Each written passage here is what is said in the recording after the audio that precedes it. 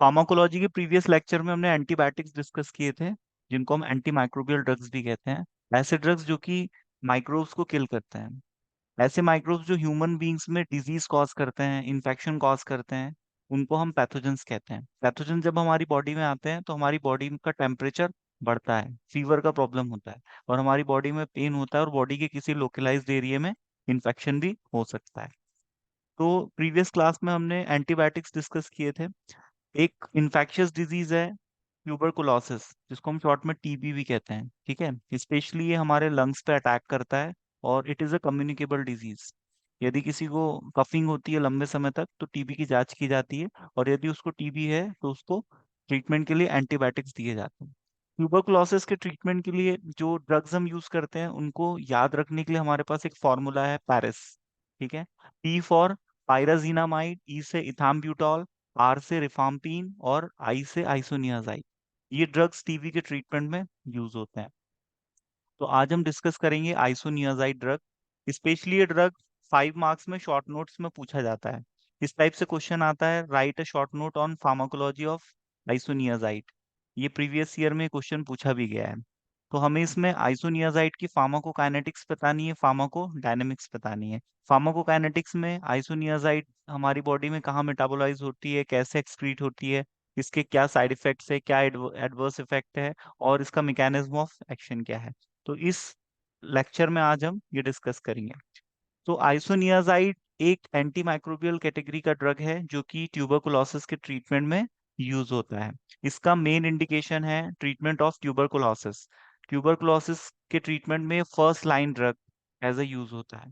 First line का मतलब, जब किसी को टीबी होता है तो हम प्रायोरिटी बेसिस पे किस ड्रग को प्राथमिकता देंगे, तो हम प्राथमिकता आइसोनियाजाइड को देते हैं, क्योंकि इसके बहुत अच्छे रिजल्ट्स हैं माइकोबैक्टीरियम को किल करने के लिए। जैसा कि हम जानते हैं, एंटीबायोटिक्स या तो बैक्टीरिया को मारेगा या तो उसकी ग्रोथ को कम करेगा। बैक्टीरियोस्टैटिक इफेक्ट देगा या तो बैक्टीरियोसाइडल इफेक्ट देगा। तो आइसोनियाजाइड बैक्टीरियोस्टैटिक और बैक्टीरियोसाइडल दोनों टाइप के इफेक्ट देता है। और इसकी खास बात यह है कि ये इंट्रा सेलुलर हो या एक्स्ट्रा सेलुलर हो, दोनों ही टाइप के माइकोबैक्टीरिया को ये कवर करता है।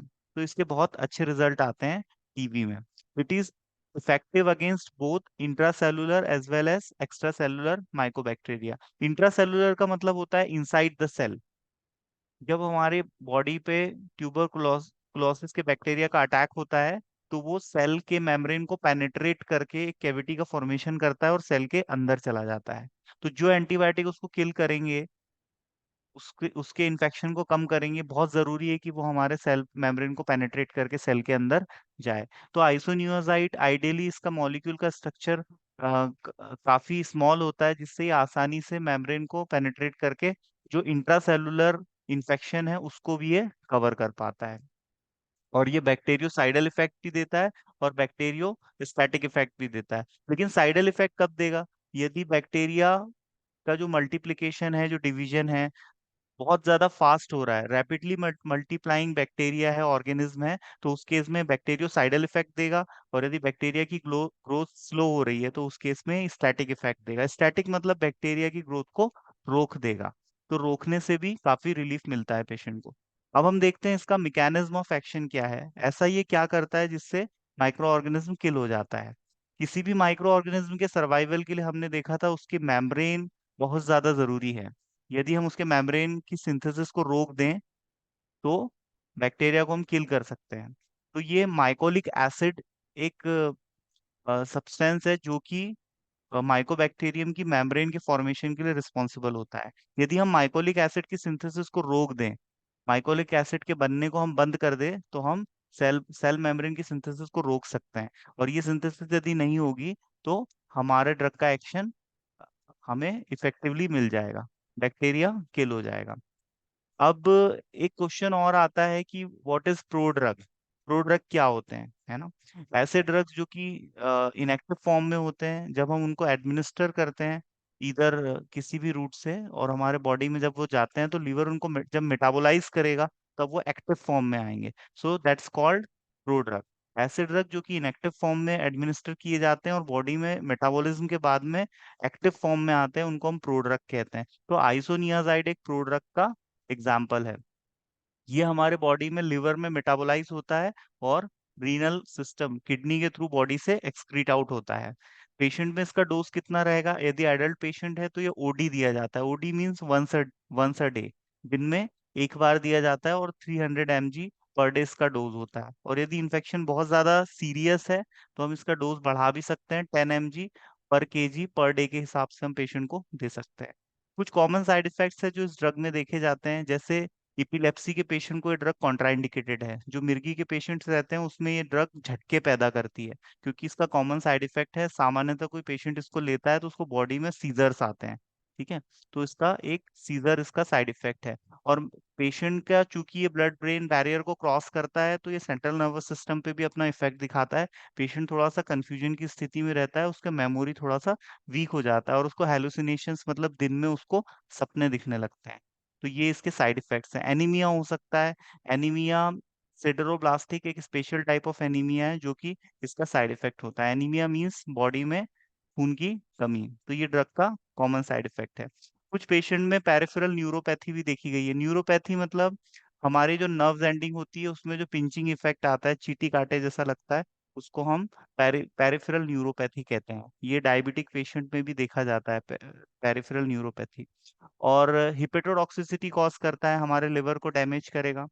और कुछ पेशेंट में गायनेकोमेस्टिया कॉज करता है, मतलब फीमेल फीमेल के जैसा चेस्ट मेल का होने लगता है, बूब्स डेवलप होने लगता है।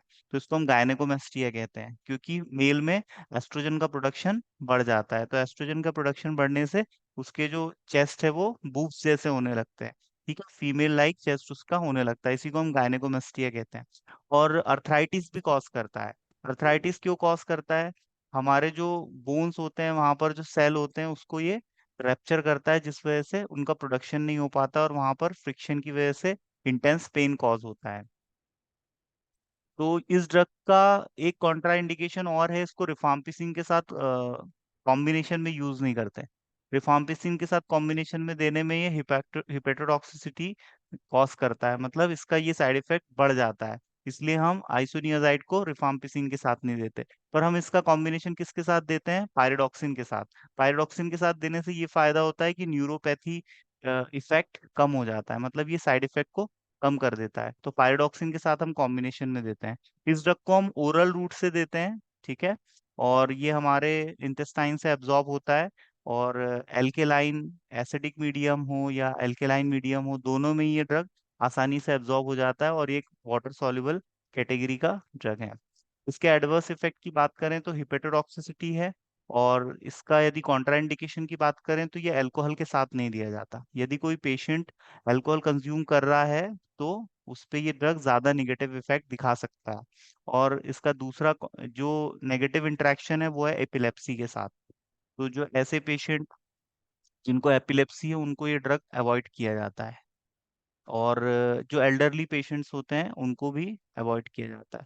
तो ये ड्रग्स के हमने कॉन्ट्राइंडिकेशन देखे, ड्रग के इंडिकेशंस देखे। इंडिकेशन में it is first line treatment for tuberculosis, तो ये इसका इंडिकेशन है। हमने ड्रग की कैटेगरी देखी, हमने इसका फार्माकोकाइनेटिक्स देखा कि ड्रग का मेटाबॉलिज्म कहाँ हो रहा है, कैसे एक्सक्रीट हो रही है, ड्रग का डिस्ट्रीब्यूशन कैसे हो रहा है, ब्लड ब्रेन बैरियर को भी क्रॉस करती है।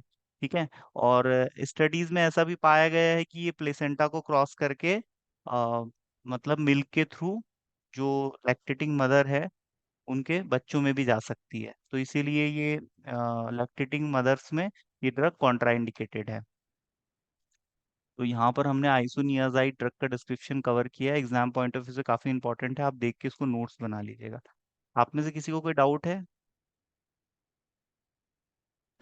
नहीं सर। चलिए, ओके।